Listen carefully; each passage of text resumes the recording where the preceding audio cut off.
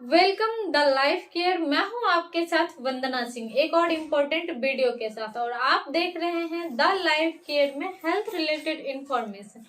आज की इस वीडियो में मैं बात करने वाली हूं डिसलेक्सिया के बारे में।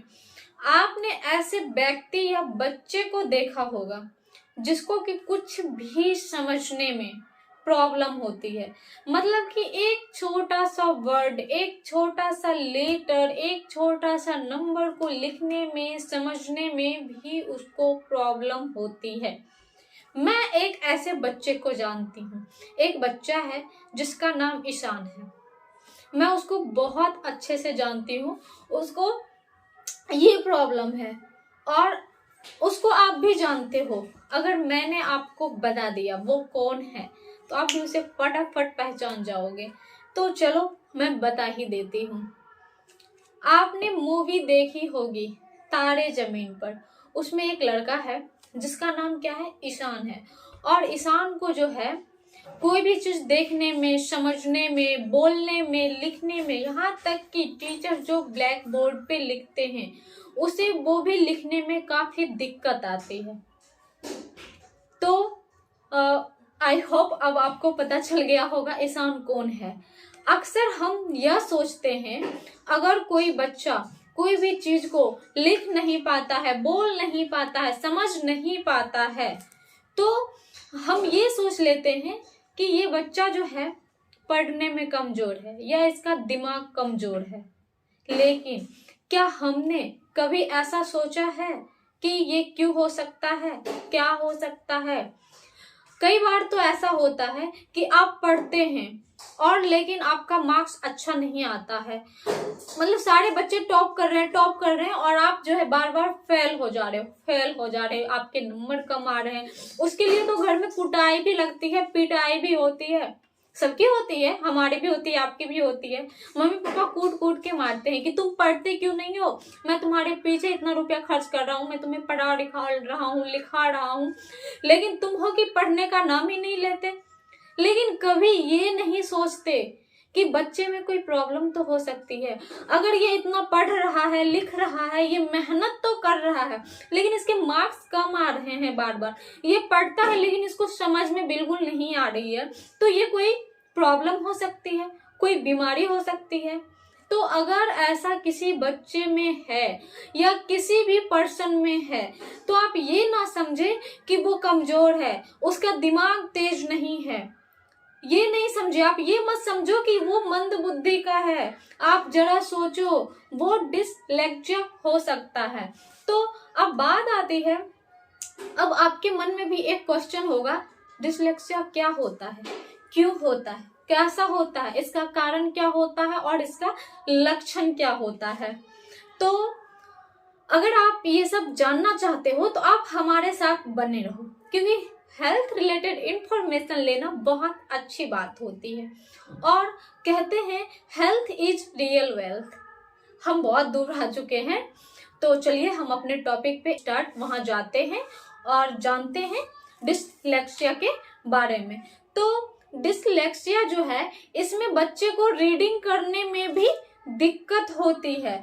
हम इसे लर्निंग डिसऑर्डर भी कहते हैं।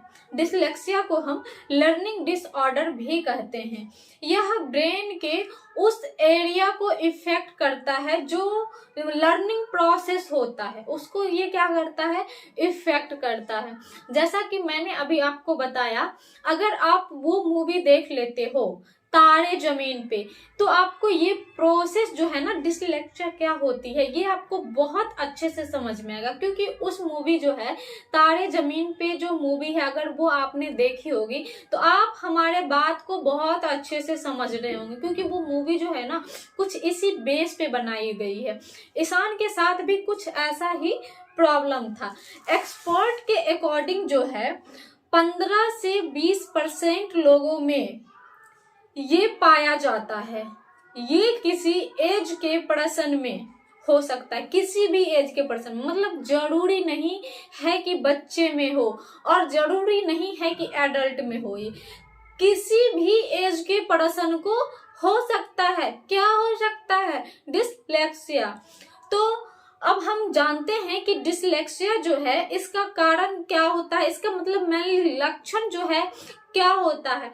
अब ये नहीं है कि आप जो है कोई चीज छोटी चीज भी भूल गए या आप नहीं पढ़ पा रहे हो तो ये सोच लेना है मुझे डिसलेक्सिया है। मम्मी पापा को जाके ये नहीं कहना है मम्मी पापा मुझे डिसलेक्सिया है, ये बीमारी है, मुझे मम्मी पापा कूट कूट के मारेंगे, ठीक है। तो ऐसा बिल्कुल नहीं करना है। आप समझ लो इसका लक्षण क्या होता है।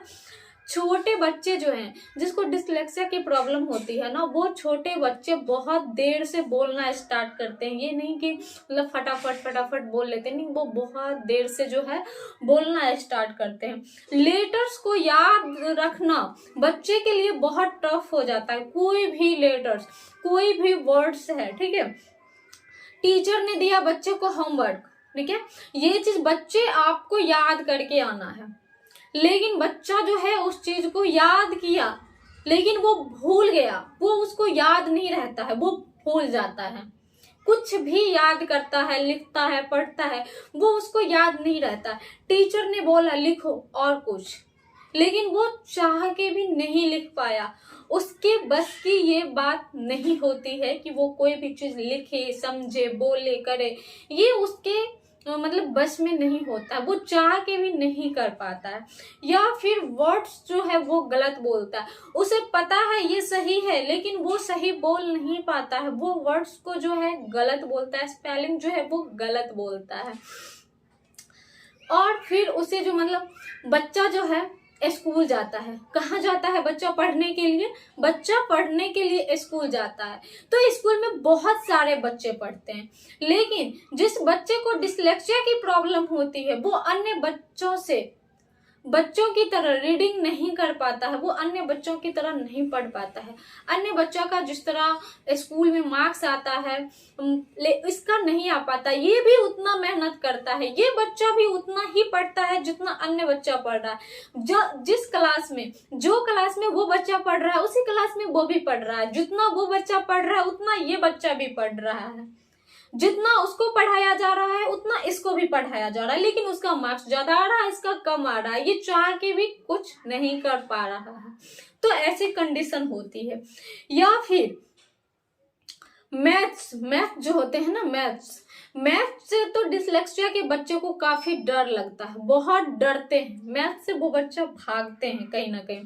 किसी भी बात को समझ पाना उसके लिए बहुत मुश्किल हो जाता है। लैंग्वेज में डिफिकल्ट करना, लैंग्वेज में डिफरेंट करना बहुत डिफिकल्ट हो जाता है उसके लिए, बहुत मुश्किल हो जाता है। लैंग्वेज में डिफरेंट करना बच्चे के लिए बहुत मुश्किल हो जाता है। किसी से बोलना, किसी से कुछ कहना, मतलब बच्चे के लिए बहुत डिफिकल्ट होता है। तो ये कुछ कंडीशन है जो कि डिसलेक्सिया की होती है।